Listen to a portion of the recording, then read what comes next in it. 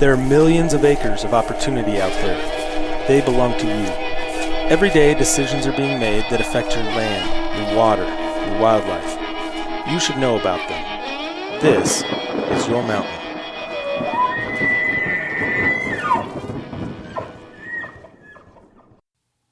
Welcome, everybody, to what is sure to be another tantalizing episode of the Your Mountain podcast. I'm your host, David Wilms.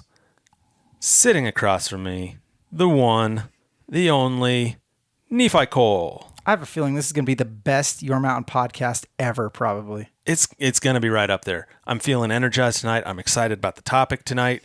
At least the best two-man version of the Your Mountain podcast. We're like the Two Stooges, not the Three Stooges. We're again missing Mike tonight. Really do miss him. Really are looking forward to the time when he's able to rejoin this podcast. We're gonna have to ask for proof of life. If we don't get him back soon, and we love the guy and we want him back, we might take open casting calls. No. We're never gonna do that. Okay, Mike's irreplaceable, but he is. It's entirely possible that he has been, he's got a very important job. Somebody could be holding him hostage someplace so that he can't work on something very important that he's supposed to actually be working on. It's possible. It should be us holding him hostage right now so he can record with us. If I'm going to do something like that, though, there's got to be money involved. Yeah, and there's not. No, because he works for a He's state. going to be disappointed, though, that he misses this one. I think this is one he's going to really like. This episode we're doing tonight, this is a directly result of listener feedback. This is something that we had somebody write in specifically and say, hey, I want to hear you talk about this and get a broader perspective on it. It's something we've touched on a few different times in a number of different podcasts, just lightly touching on it. We're going to do a deeper dive tonight. And what are we going to talk about? Drum roll. No drum roll. No. Ballot initiatives. Right. Yeah, not drum rolls. Ballot initiatives. And before you tune out, this is important to you. This is really, if you're a hunter, even if you're not a hunter, if you're a wildlife enthusiast, but especially if you hunt or fish or passionate about those things, or just support the idea that people should be able to hunt and fish and that we should have this kind of management, listen up. This is an episode that really, really matters, and you should take some time and digest this. And you may disagree with some of the stuff we talk about, or you may agree, but maybe we'll provide you some different ways of thinking about this too, this issue. Now, we said ballot initiatives, but I think a way that you can really wrap your head around this immediately, and maybe you don't like this, I'm going to say caution everybody. Well, I'm going to call this a caution about the tyranny of the majority. And if tyranny of the majority, that's a lot more attractive to say than ballot initiative, isn't it?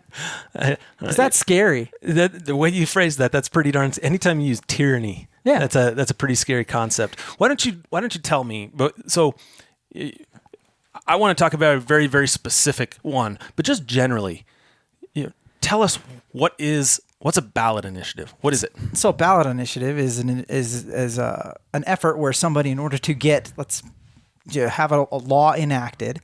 You can't get it through the legislature. A number of states have a process where a majority of voters can petition, or in some cases the legislature can bring a bill, and then they can put a law out for public, basically for the public to vote on it and decide whether or not it gets actualized. And it's kind of it's an odd concept because we live in this representative republic, right, where we elect people to represent our interests, and presumably they go in and they have their debates and they make a decision, and if we don't like their decision, if they make an informed decision for us, yes. Right? If we don't like it, we don't re-elect them and we put somebody else in there and push them to undo that act. So, this is it would really slow down the.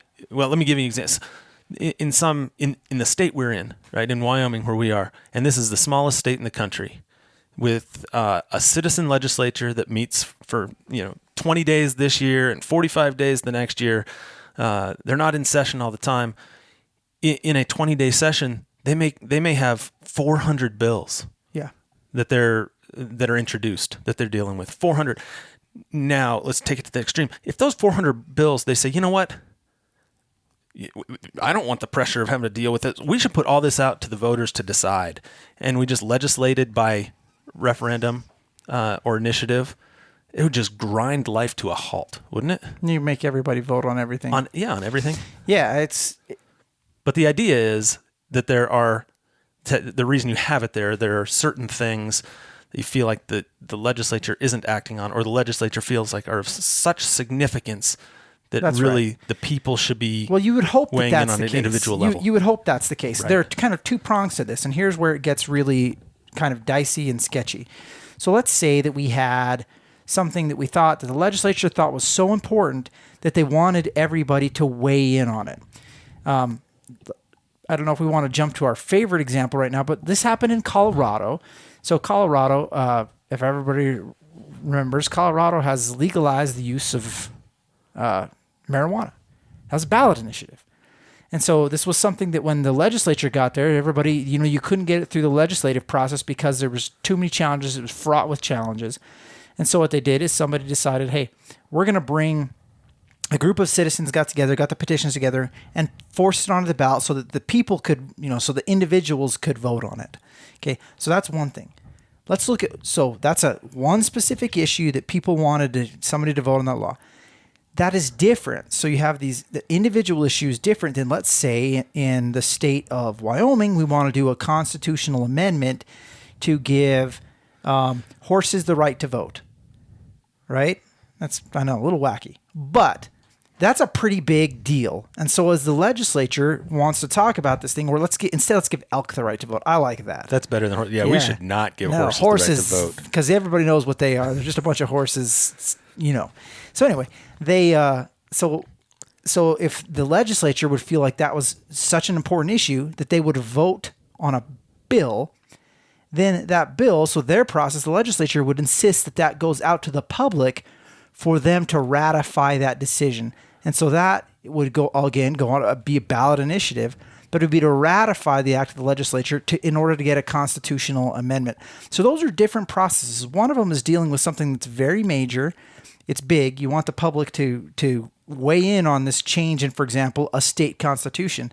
The other one can be very tailored to a minor issue. Yeah, in fact, I think every state requires for a proposed constitutional amendment that the people have to vote on that.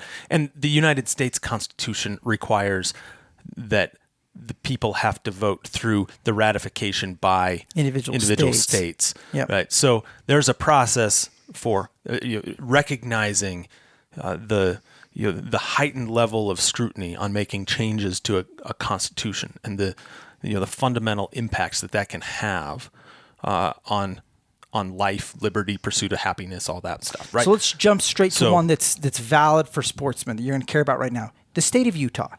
The right to hunt and fish is not protected it's not guaranteed in the Constitution of the state of Utah, which might seem kind of unique to people, being that Utah is a western state where a lot of people like to hunt and fish, and there are a lot of states that have passed constitutional amendments related to this issue. Yeah, and we've talked about this on this podcast before, so go back and listen to earlier episodes if you want to learn about the constitutional right to hunt and fish, how the states have done it and why. So the Honorable Representative Casey Snyder from the state of Utah is actually working now on this. It's listed under his legislative priorities that he is under current legislation considering bringing right now a proposal to amend the Utah Constitution, the protection of hunting and fishing. So here's how that would look. So that protection, in order to pass that, first, to amend the Constitution of the state of Utah's rules, it would have to pass both houses of the legislature, the House and the Senate, by 2/3 votes. Then that would go onto the ballot in Utah, and a majority of the citizens of Utah would have to ratify that decision by the legislature in order to change the state of Utah's constitution to have that protection of the right to hunt and fish in the state of Utah. So that, again, we don't even have draft language on this yet. This is just out there. It's on the legislative website. It's something that it's in being proposed, being worked on, but it's exciting that the state of Utah is considering that, I think. So that is one type of ballot initiative that I think we all agree that's a good thing. Right. There are other types. Right. And that's what we want to, I think, talk about more tonight are these other types. Yes. It's the statutory referendums. It's this, and before I do that, I should mention that, the process that Nephi described, you were describing here, you were saying, that the citizens go out and petition and get enough signatures and send them to the Secretary of State's office for confirmation. And so there's two paths. One, they do that and it automatically goes to the ballot, doesn't have to go to the legislature. Some states, that's the process that's set up. Some states, it would be they gather these signatures and then it forces the legislature to consider a bill on it that they wouldn't otherwise have to consider. That's another path. And some states flat don't allow either one of these options. The citizens can't go through an initiative process. Maybe through our social media channels might throw out some information about what states do what. So check that out for that. But there's a significant danger to removing people who sit around and debate these issues, which are the elected representatives, from the process. So those elected representatives, whether they be in state senates, in houses of in the House of Representatives in different states, this is where I said, and it's going to come back to a tyranny of the majority. When you have a group of people who can get together and go look at what John Adams said about this. Everybody read Federalist Number 10 because that's very exciting stuff. And look at what the founding fathers said and thought about the idea that 51% of the individuals could get together and decide something that would adversely impact a smaller minority, a minority group of individuals. And I think that's more kind of what we're going to talk about with this with the potential dangerous, and especially for hunters who we're not even 49%. What can happen? We're 5%. Yes. We're 5. Now, in some states in the West, it's a much higher number than 5%. But on a national level, as hunters, we're 5% of the overall population. Right. So what kind of things have come under this ballot initiative, the second type that we're going to address? Where have we seen them before we get to our favorite ones? Yeah, well, I actually kind of wanted to, I just wanted to jump right in and we can circle back to some of the prior ones, because one of the reasons we're doing this is because it's ripe, because there's a ballot initiative going on right now in Colorado, right? So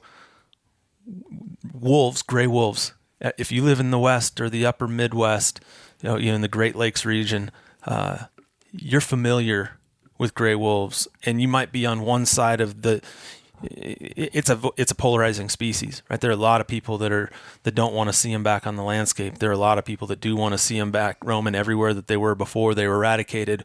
We're not here to get into that debate. Right? That's not what this debate is about, except it is in Colorado. So wolves in Colorado were eradicated around the same time wolves around the West were eradicated in the early 20th century. The last ones were killed, and so they haven't been there for a long, long time.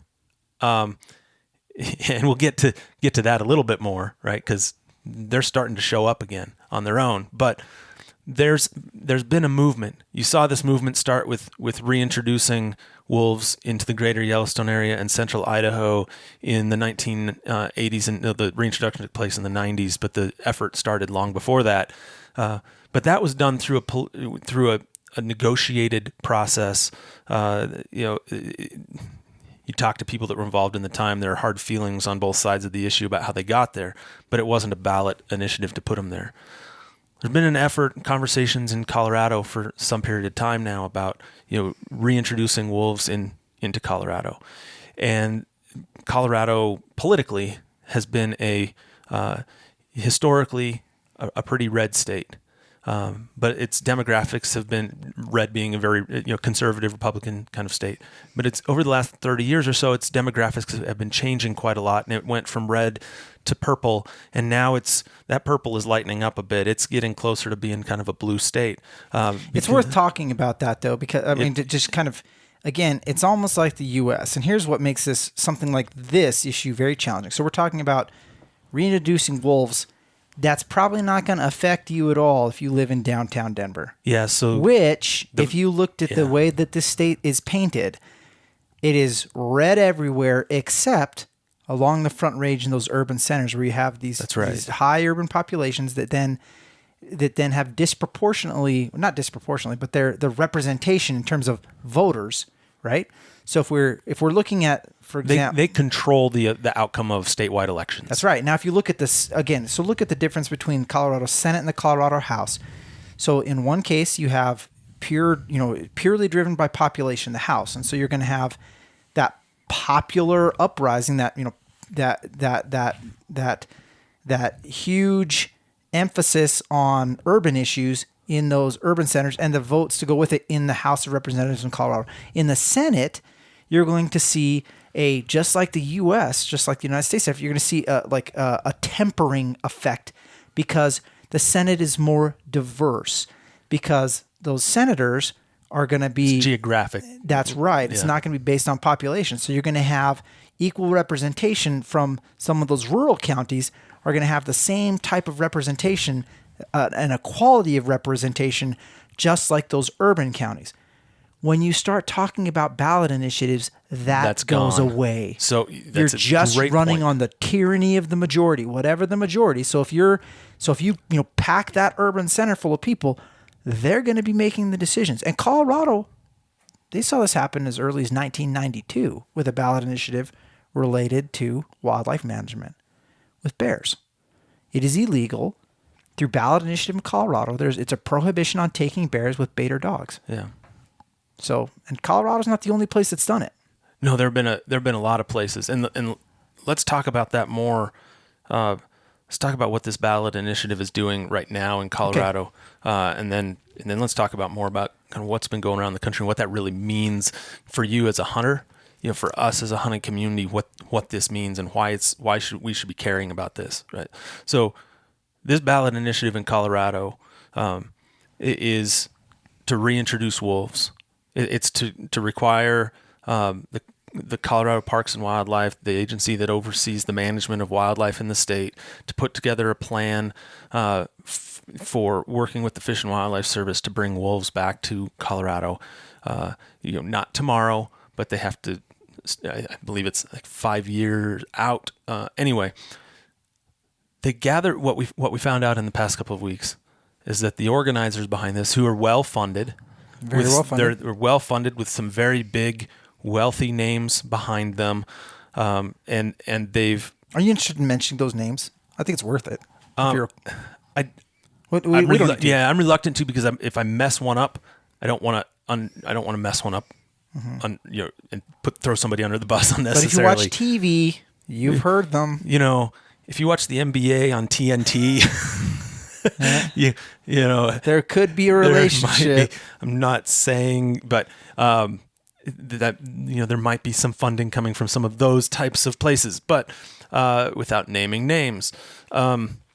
So they've been well organized for some period of time, and I think they got to the point within the past year where they thought the stars aligned. Now's the time to do it, and they ran the initiative to gather the signatures, and they turned those in to the Secretary of State earlier in 2019, and just a few weeks ago, the Secretary of State ratified the petition, said, yep, there are enough signatures, and so this is going to be on the ballot. I really like Jenna Griswold. I'm not very pumped on So anyway, this fall, the fall of 2020, the voters of Colorado will decide through ballot initiative on whether to bring wolves back to Colorado. Now, you might be saying, well, that's a Colorado issue. I don't live in Colorado. That's a Colorado issue. And maybe even some people are thinking, well, what's so bad about having the voters decide? I mean, we're supposed to live in a democracy where the people's voice matters and can influence the outcomes. And I get that.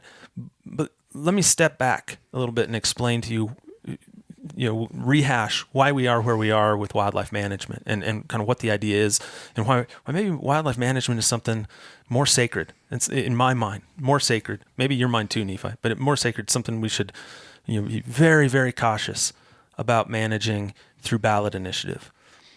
You might remember we've talked about this before, that we went through this period in the 1800s where through market forces and military strategy, we wiped out wildlife.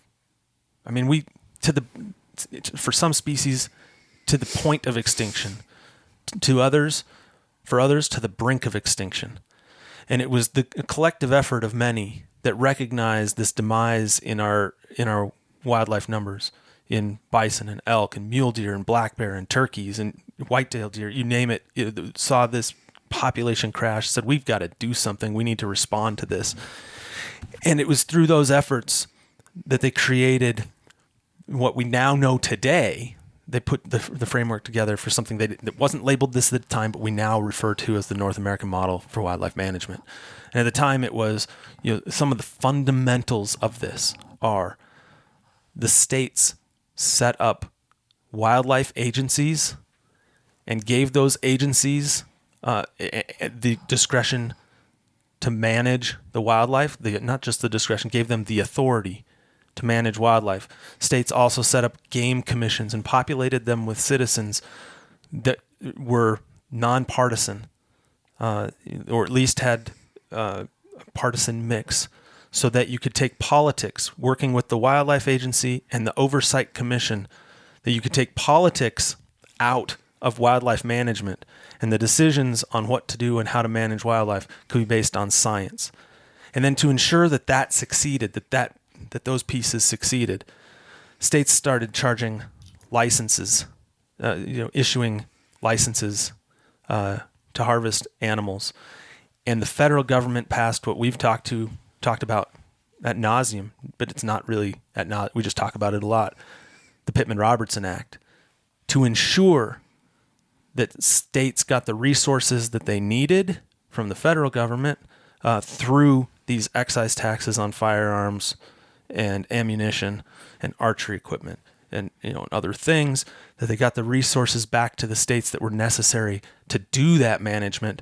And through that law, making sure that the state resources that come in through the sale of licenses go right back into that agency to manage wildlife. So we set up this structure through cooperation with state agencies and federal agencies and nonprofit, non-government organizations and the work that they do, set up this system to be science-based, nonpartisan, and generate revenue from the hunting community to support that resource, to make sure that resource is there in perpetuity, but to allow those scientists to make those biological decisions. What's the best thing for the resource, to make sure that as stewards of that resource is there for future generations to enjoy. That's the history of it. And so when you're talking about doing a ballot initiative for wolves, maybe some people think, I really would love to see wolves come back to Colorado. But what you're really, and that's fine. We can have a debate whether that's the right or the wrong thing to want them to come back, to have wolves back in Colorado. But by going through this ballot initiative process, what you've really done, at least where I'm sitting, is you're saying, we're going to bypass the scientific process and we're going to initiate an emotional process. Right? Absolutely. And I think that therein lies the challenge is, so what else, unfortunately, that is the reason for many ballot initiatives. It's emotion, and that's why they do it. If you bring something, something's an emotional issue, a bunch of people care about it, you can use it, unfortunately, to drive people to the voting booth that might not come there otherwise, because they're going to feel so passionate about one issue that they may go vote, and they might not have been coming otherwise. There are a number of issues that we could identify that are this way, where people put something on the ballot because they know if they put something on the ballot They're going to get people who are one-issue voters who care about one thing to come and vote, and then that may benefit based on the thing that you put on the ballot. That may have a political benefit to you. And I won't go any more into that, but I think it's interesting that you started this talking about the reason that we needed the North American model of conservation. And I just like this play on words is that, the tyranny of the majority or the tragedy of the commons, however you're going to put it, the majority of individuals, we as a nation, we almost lost our wildlife because the majority was using, because of the tyranny of the bullet. And now it's the ballot, but it's on the other side.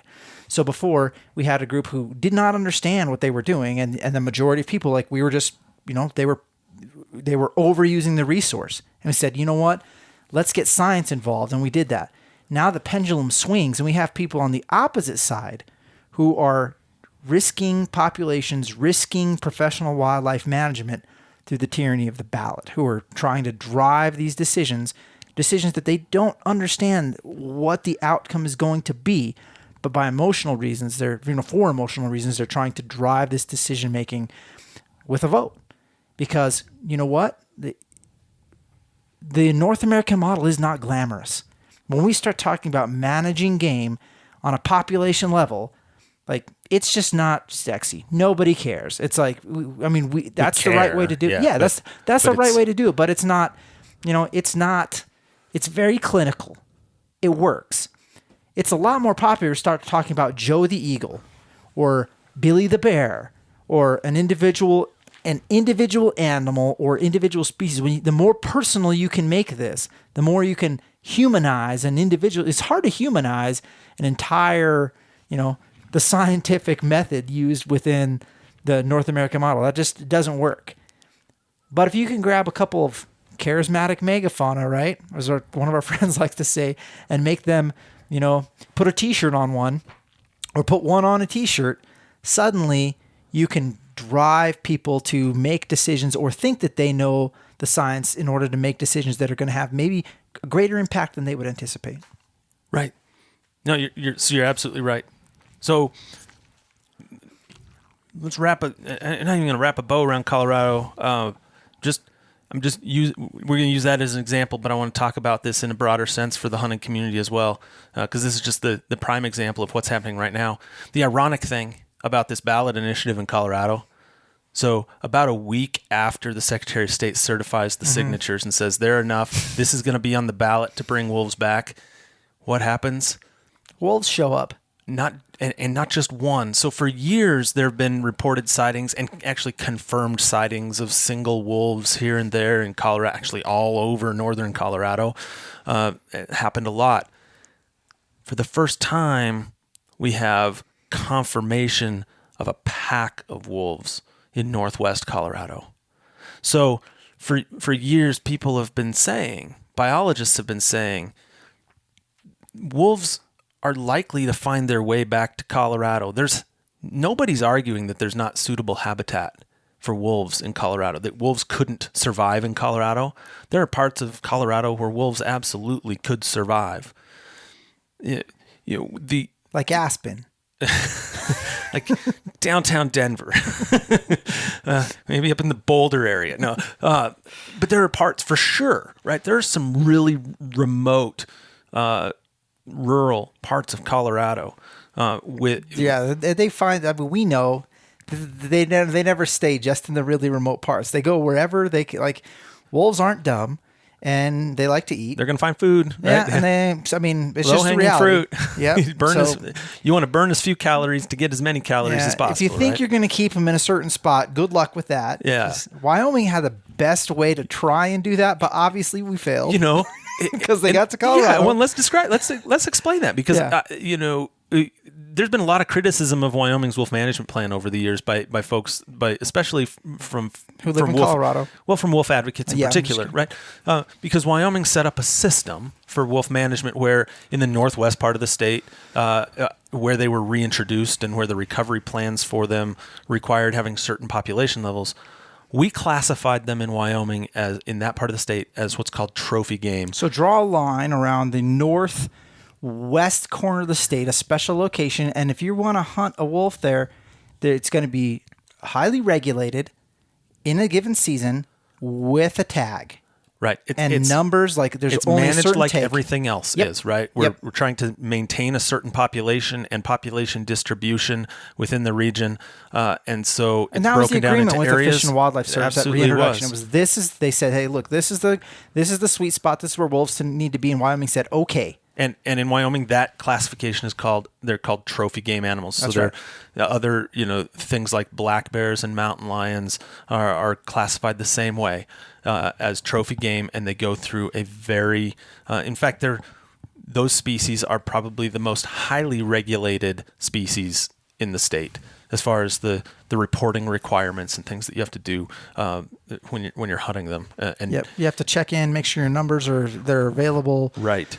Yeah. And so that's that part of the state. The rest of the state, they're classified in Wyoming as predators, which actually don't fall under the jurisdiction of the Wyoming Game and Fish Department. Department of Agriculture has the jurisdiction over predators. And with predators, there's coyotes, and raccoons, and there are no license requirements. There are no seasons. There are no caliber restrictions. It's basically. So in I don't want to places say where we're basically saying this is not suitable habitat. These are, or this is an area where we're going to have high. Yeah, it might be not socially suitable, right? Yeah. There might be suitable habitat from the standpoint of they could theoretically live there. Yes, we don't but there manage wouldn't be the social tolerance. We don't manage for an active population that can be hunted in the city of Casper. Right, because it was not necessary for purposes of recovering and delisting under the Endangered Species Act. That's right. And so the state made that determination. And I don't want to say there's no regulation, because there actually still is a reporting requirement if you shoot a wolf in the predator area. But the point is, the geographic distance between the boundary of the trophy zone area, where there's that heavy regulation, to where it switches from trophy to predator, and then that distance of predator to the Colorado border, we're talking about probably close to a couple 100 miles to get there.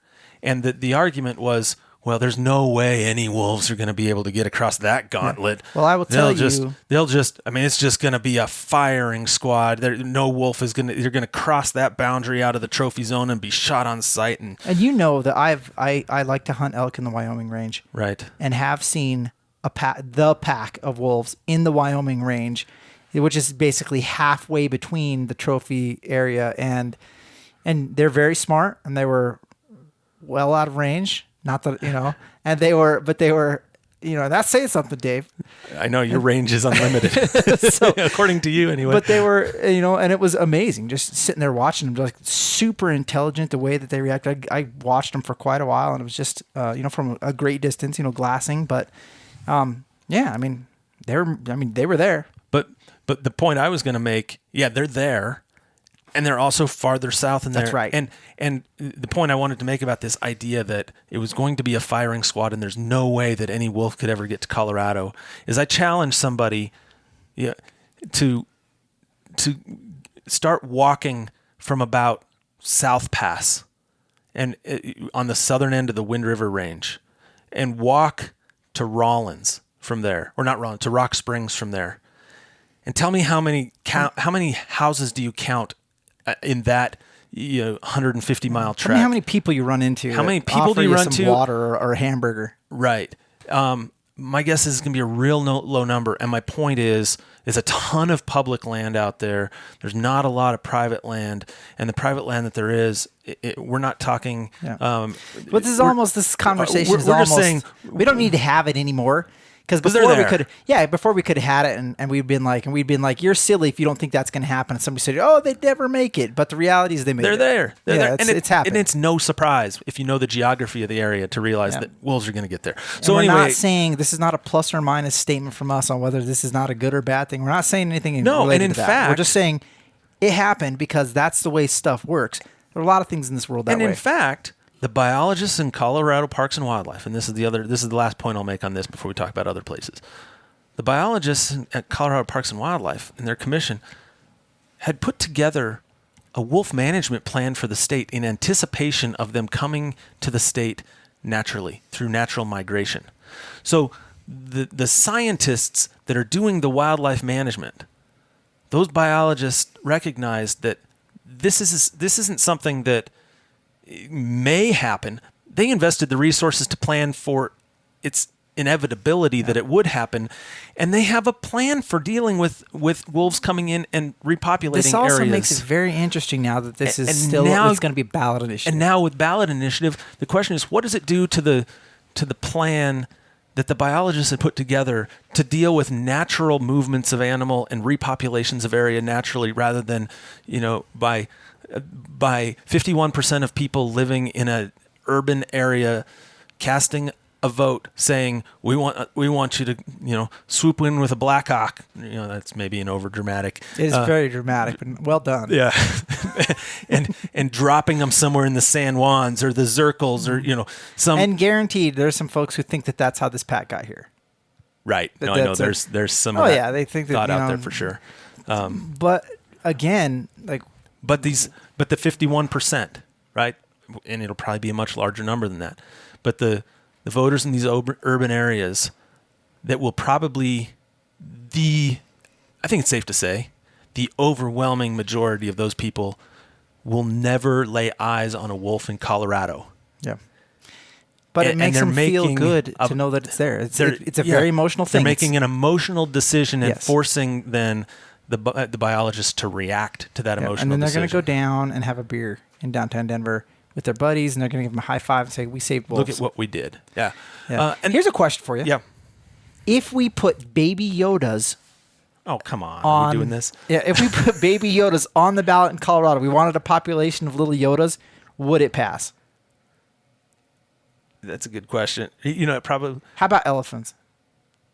I'm just kidding, but I'm not. The reality is anything can pass. yes. I mean, it would. And that's what's the frustrating about it, is because it doesn't have a whole lot to do. It doesn't have anything to do with science or anything to do with smart decision making here. And now as a hunter, okay, so we've talked so much about Colorado, right, and this issue there. But why should you care if you live outside of Colorado? Well,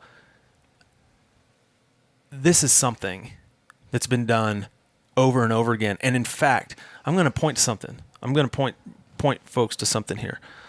There was a report put together by the Humane Society of the United States, HSUS, right, where they summarized their own efforts organizationally around the country with ballot initiatives to try and restrict certain types of hunting practices and actually certain types of species that you can hunt. And they talk about the effectiveness of ballot initiatives. They've been on their issues. On their issues. Yeah. They claim may not line up very well if you like hunting and fishing, may not be your right. Not your friends. Probably not. They ran a scorecard, a win-loss total of these ballot initiatives that they've been involved with. And they have a 73% win rate. If they get these issues on the ballots, there's a high likelihood that they succeed in passing them. And what types of issues am I talking about? Let me run through just a few of the types of ballot initiatives that we've seen. I'll lump them into a few buckets. But I'll give California as a great example. California, there have been several, but one of them is to prohibit the sport hunting of mountain lions, to prohibit hunting of mountain lions. Right? That was not in fact, I'll tell you that what actually happened in California is their Fish and Game Commission approved a mountain lion hunt. And in response to that, a lawsuit was filed that enjoined the hunt from starting. And in the interim, a ballot initiative was launched to ban lion hunting after the biologists had recommended to the commission that, hey, we actually are having some conflict issues and some lion problems. We actually need to harvest some of these things and we should have a season. Mm-hmm. Now, because of ballot initiative, they're not allowed to. There are several states where there have been efforts, in some places rejected, but in most places it's been successful, to regulate trapping, the type of trapping that you can do. There have been ballot initiatives to limit black bear hunting, or baiting black bears, or using dogs for black bear hunting, but around black bears in particular, there have been a number of ballot initiatives around black bear hunting. Those are the and bobcats are another one. Those are a few of the buckets, but I want to give you an example. What does it mean when this happens? So I tell you, I led with the California example for a reason, because after that ballot initiative was passed in California, several years later, so that ballot initiative was, I believe, back in 1990. In 1996, a separate ballot initiative came forward in California to undo that earlier one, to then allow the commission to be able to make the biological decision to allow hunting of mountain lions. It failed. Right? So my point is, once the people speak and vote on these ballot initiatives, it's going to be real hard to undo it. Yeah. And there's a very concerted strategy. What you see here when you look through the report by HSUS, for example, is they're very strategic about this. They're targeting very strategic states and very strategic issues around bears, lions, trapping, things that they feel like they can have compelling messaging around. Why do you think that is? So I think they view it as it's the place where they have the most compelling argument to the people that are the most passionate against hunting, saying, I'm not against hunting, but I'm against that kind of hunting, right? Or I'm not against hunting whitetail deer, but nobody should hunt a bear. Or I'm not against hunting, but people shouldn't be able to trap, right? So they're picking these issues where they think they have some like you called, get back to your term, that I was about to say the tyrant majority, but I'm getting that wrong. The tyranny of the majority. Tyranny of the majority. They're taking public opinion polls and finding out that the majority of the public doesn't really understand how certain aspects of hunting work to begin with, but then they can get really passionate. So they peel off, we've talked about the layers of the onion before, they peel off the outer layer of the onion. Yeah. That's not where they're going to stop. So they address trapping, they address mountain lions, black bears in the states where they can do it. It's an erosion. And then now what you're seeing, the next erosion are competitions, hunting competitions. So we've talked about this before, right? You and I both do it. I've competed in, I've been in, I'm using air quotes, competitions, right? I've been in goose hunting competitions and turkey hunting competitions, which I was not successful in. But they're really just opportunities where to donate money to conservation and to have a good time with a bunch of friends who are buddies, and then have somebody take home a wooden shoe that says, Dave got the biggest goose, so he gets a wooden shoe. But the problem with that is now that people are saying, well, you shouldn't do that, but you shouldn't do hunting contests. There shouldn't be contests. Now, when they go in front of, when they tell the public what they should be banning by ballot initiative on something like this, they're going to make it seem like something that it's not. And I'm sorry for going there, but I'm going to. It's not just hunting. You see this in other areas. There are things like, and again, everybody's very familiar with it in the firearms world, because this is what it is. It's people like, if we can get enough people scared of a certain thing without really understanding what they're doing, then we can get the power to be able to erode, to again, chip away at this right. When the end of the goal, honestly, it isn't like the end goal of humane society isn't to protect cougars. That's not where they want to stop. No, they want to end hunting. It's to end hunting. That's exactly right. It's the same playbook is used in other areas. So they pick what they think is the low-hanging fruit. Yes. And in other areas, they're going to pick what they think are the low-hanging fruit. And they'll provide misinformation, and it requires... This is all we need to do. If we do this, the problem is solved. Yeah. And you know what? Just tell me, then you do that, and then they say, that didn't really solve it. Just one more thing. It didn't really solve it. One more thing. Right? Yeah. Just one more thing. Yeah. And then it'll be fine. Then we'll be fine. It's crazy, too, because it is unfortunately very political. Because it becomes, when stuff like this starts to happen and you start driving people to make decisions like this based on emotion, then it becomes a self-licking lollipop in terms of what it can do for getting you elected. It's called political economy. And it's one of my favorite terms, which is people invest with their vote. They only have one vote. And when somebody wants to get elected, if you want to get elected, there's a political economy to the things that you work on, to the things that you espouse, to the things that you say are very important. And so what you're trying to do is you're using these things that have value to people, emotional value to people, to seek to have them spend their vote on you. And when you get something that's high value, and that's what fuzzy animals are, that's what the Second Amendment is. When you get these things that are high value, it helps drive that political economy and drive people to the voting box to vote. It's a reality, and it's one of the things that I believe that we have a responsibility to recognize, all of us, and to question and ask, why are we making, who should we be voting for? Are these people, do they really represent these causes and these ideas, or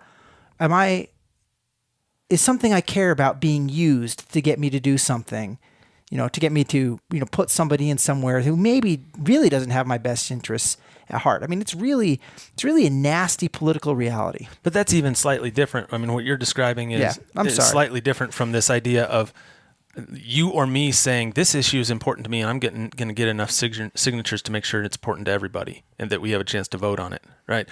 I guess what I'm saying is, don't, like a lot of us, like some of these issues, there are a lot of people that start out who are legitimately passionate about these issues and don't hold that against them. There are a lot of people that then hijack these issues that they are passionate about for entirely different reasons. Right. Let me broaden this out just a little bit on the wildlife piece and give you an example of why, the efforts of HSUS here. And we'll probably get hate mail now because we're just calling them out, right? We don't read our email anyway. No, we're pretty good about reading. You maybe don't. I try and respond to I know, almost it's so everything. annoying when you forward them to me. You're like, this guy really wanted to hear. I was like, Don't be annoyed. I love getting the emails. No, I think it's awesome. Good for you, Dave. Don't write Nephi. I can barely read. Write me. But this idea that these I was going to use the stool analogy, the 3-legged stool analogy, but I don't even think that's right because I think it's more like a 12-legged stool. The approach that a group like HSUS uses. So, yes, one thing they're going to do is ballot initiative and try and pick some of these things off. Another thing they're going to do is they're going to try and influence who's elected, like you're talking about on the individual level, who's elected and making the decisions in the legislature. They're using litigation as a tool as well, right? Don't think for a second that the reason why groups like that are suing to prevent wolves from being delisted or grizzly bears from being delisted is because they actually believe they haven't recovered. It's because they don't want to see those species hunted. And the way to make sure that those species aren't hunted is to use litigation and the ESA as a sword, the Endangered Species Act as a sword to keep them on there under the guise of they're not recovered. They know they're recovered. They absolutely know they're recovered, but they don't want to see them hunted. And it starts with those species, and then they have strategies to address other species. Remember this.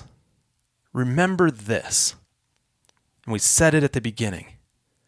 95% of the people in this country do not hunt. Now, about 70%, whether they support it or won't go as far as supporting but are okay with hunting, there's a large majority in that sort of 70% range that is okay with hunting. In the general context of hunting for food, but when you start breaking those buckets down, which is what HSUS tries to do, right? They break those buckets down and say, okay, you're generally okay with it, but are you okay with somebody going out and shooting, bear 399, grizzly bear, right? Some named bear, or are you okay with they're using these vicious traps to contain the, Are you okay with Dave hunting elk if you think that Dave hunting elk might accidentally kill Billy the Eagle? Right. Are you okay with well, Dave he's gonna go out and he's gonna follow this elk around for days and days, and he's not the elk's barely gonna, and then he's gonna shoot it with a sniper high powered rifle, and like when you start dramatizing and personalizing, and they'll dramatize every part of it. Oh, now he's going out with a bow. Oh my gosh. And that animal's going to get stuck with that arrow, and it's just going to absolutely suffer. And those are the types of arguments that are going to be made for every tool that we use, for every species that you hunt. And so, the point is, I'm glad to see you're it's funny because, like, I mean, we see it. Absolutely. And so that's why. I mean, it's funny, but and then it's not. It's funny scary because you realize that this is a reality. I'd like to remind you. I like to come back to that. To this. This is a reality of the tyranny of the majority. And I will say one thing. An individual, if you sit down with an individual and walk them through all these issues, people are intelligent. A person is intelligent. People are dumb. If you can get a big enough group of people, a person is intelligent, people are stupid. What I like to say, Dave, is you should always consider like how dumb you think the average person is, and remember 50% of people are dumber than that. At least all of our listeners are above that 50% threshold. No, it is. I say that all in jest, but it is challenging, and it's difficult, and it does come back to why, as you said, the support for hunting. I want to take this full circle to the state of Utah, to this idea of having the right to hunt, or having that recognized in the Constitution of the state of Utah. You know how when somebody does these initiatives to the right to hunt and fish, what level they pass by? 70%. It's usually really, really high. It's usually they crush it. Really high. They do. They go great when they get on the ballot, and so that lets you know that when people can step back again, we need to make sure, as the hunting community, that we work together to increase our community, to keep the visibility of our community there, to protect our community, and recognize that we need to be active in these things too, because that way we don't get picked off on the individual level. We may still get sniped at the individual level, but we have to work on these things up front. We have to work on the front end. Yeah, so we have to, one of the things, and we talk about this a lot, we can't be infighting amongst ourselves. We have to be one team. Like the hunting community has to be one team about this, and we have to have a good message. We have to be good stewards. We have to put on a good outward face on what we do, recognizing that we are an overwhelming minority in this country as hunters. And as more ballot initiatives come up, we stand to lose more than anybody else in the wildlife community because of that. So we have to be better stewards than we've ever been before. We have to be better at PR than we ever have been before.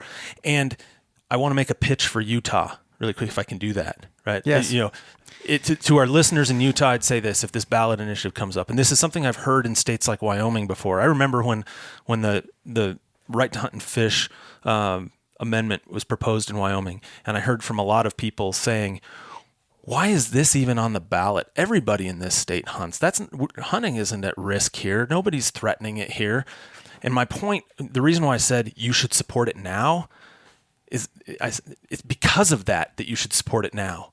Because by the time it is under attack, it might be too late to get those protections. Yeah. And so in Utah, you have a similar situation where you have a state that probably overwhelmingly supports hunting. You have a state that has more hunters per capita than a lot of other states.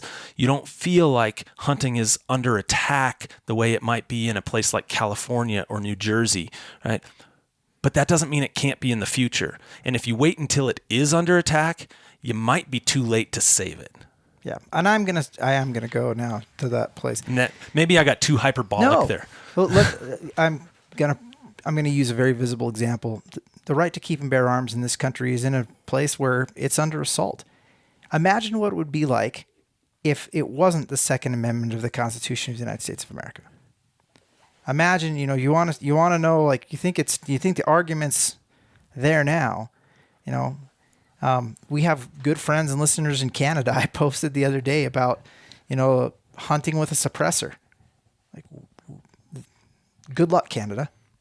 Good luck. We were very lucky in this country to have, to have these things and have these opportunities. Don't take them for granted. It's something that you need to go and you need to weigh in on it now. Weigh in on these things, whether it's the right to keep and bear arms, whether it's access, it's public lands. Weigh on these things now, but do it please, in a respectful way.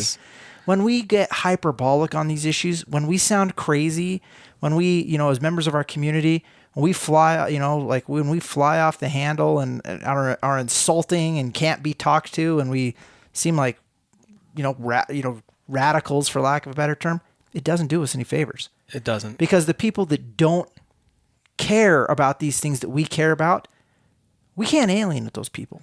We need those people. The second we alienate them, they're another vote for this next ballot initiative that comes up. That's exactly that erodes us. Yeah, right? Because it is, in order to fight that tyranny of the majority, right now on some of these issues, again, in states that have this broad authority to bring these ballot initiatives, like, you're not going to get protected by having, the right members in the legislature. You need to be very cautious that you are increasing the number of people under your tent. Yeah. Because and it doesn't mean, the tent doesn't mean increasing we always want to increase the number of hunters. We talk about it, but it doesn't necessarily mean increasing the number of hunters. It means increasing the number of people that respect and support the right, or the I'm just going to say the right of people to go out and pursue game. Sometimes that means bringing them with you to elk camp. Sometimes it means just taking the time to explain the way regulations work and how tag systems work, or Pittman and Robertson, or to, just taking the time. People, have concerns about whether it's the type of rifle that you use, or the type of, whether you drive a car or hike into where you hunt. Take the time to explain to them your stewardship. Take the time to explain to them and in a respectful way. Because if you have those respectful conversations, you're not going to win everybody over. You don't have to. You have to win over. Again, I like to tell people, we are a center-right country, honestly. And frankly, it is right down the middle of our country. As much as we think that the entire world is polarized, most of America is not. Most of America is riding the Occam's razor in the center. And what we need to do is be respectful enough to reach your hand across the top and pull somebody just a little bit onto your side. That is what maintains these rights for the long term. It's not by getting people to become radical, it just isn't. It's in the pragmatic middle, Yeah. And I'm going to end with this thought, and it's going to seem out of place a little bit. We typically, when we record these episodes, we're typically trying to present both sides of an issue, right? We're trying to present both sides of an issue. We don't really want to, for the most, we take a position here and there. This is an episode where I think you and I both feel pretty passionately, like we're trying to present the whole context of around the issue. But we, as hunters ourselves, we feel pretty passionately about the problems with these ballot initiative processes, and the need for us to step up and maybe prevent these things from happening in the first place, or two, maybe it's something like advocating for a constitutional right to hunt and fish. Which, although it's going to go on the ballot, is a different type of initiative on the ballot. This is not the same thing. Yeah, and actually, I'd argue that the constitutional right to hunt and fish actually protects that scientific integrity and scientific method for the wildlife managers to manage these resources in trust for the people for future generations, right? Rather than through passion, right? And so this is just an appeal to let the model that's been working for a century keep working, right? We've talked about this before. Last year, there was that study that came out that talked about the decline in bird population, right? How bird numbers have dropped exponentially, right? Yes. And I'm going to forget the number. I'd have to go back and refer to that report. But what I do remember is that there are 2 places, and where bird numbers actually have been on the increase in the past half century. And one of them is waterfowl. And the reason it is because we have the North American model. And we've got people out there buying duck stamps and protecting wetlands through the purchases of those duck stamps and other raptors.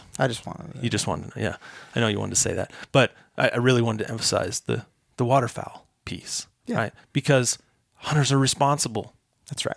You've got a community Played a that huge cares. part in that. And we talked about those species that were gone or almost gone at the end of the 19th century. And those were things like wild turkeys, mule deer, white-tailed deer, black bear, grizzly bear, bison, elk. All of those numbers have recovered. Some of them are at generational highs because of the efforts of the hunting community and the North American model and letting the scientific method work. And this is very hard to explain to people, but it's important that our community remember it. Is that, again, we are managing populations. And what the HSUS is trying to do, and these other groups, is they are trying to take us away from that model. They're trying to get individuals, because if you can get the general public to look at individual Timmy the turtle. You want to have an individual attachment to a specific animal, and that's going to make you... And then they're going to, aren't you worried? Well, what if somebody runs over Timmy the turtle?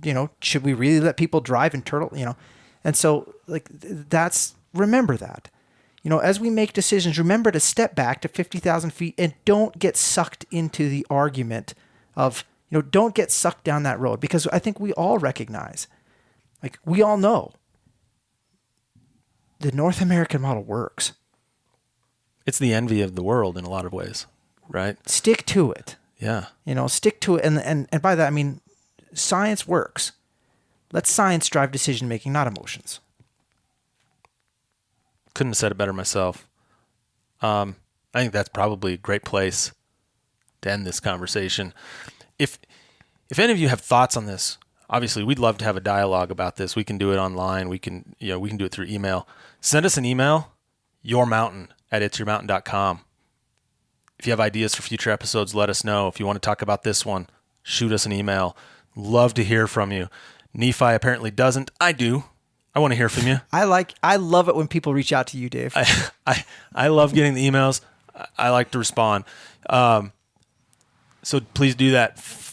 Head over to social media. We'll post some stuff after this episode releases. We'll post some stuff about what we talked about on our social media pages, Facebook, Instagram, Twitter, at the handle @itsyourmountain. Do those things. Rate us. Show us some love on iTunes. All that good stuff we talk about all the time. And we know you're bored with Dave and I, so don't worry. In the upcoming weeks, we have a whole gamut of very interesting guests that we're going to have on.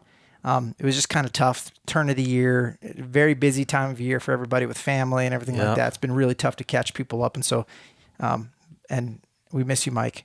Yeah. In fact, everybody will be back. Send a bunch of blasts telling Mike to come back. Tell me you miss him. Hit us up on Facebook and Instagram and say, hey, we want Mike back. Bring Mike back. Send him free stuff, but don't put it in an envelope to Mike. Put it just to Your Mountain in general. Yeah. But yeah, show Mike some love. Yeah, buy a T-shirt for Mike. There you go. Buy a Your Mountain T-shirt for Mike. That'd be great. In the meantime, as we're pulling next episodes together, as you're going on with your day, driving, doing your commute, heading up to the back country to do some winter recreation, all that stuff. You just keep us in the back of your mind. Thanks for listening. And remember that life is about experiences. So go have one.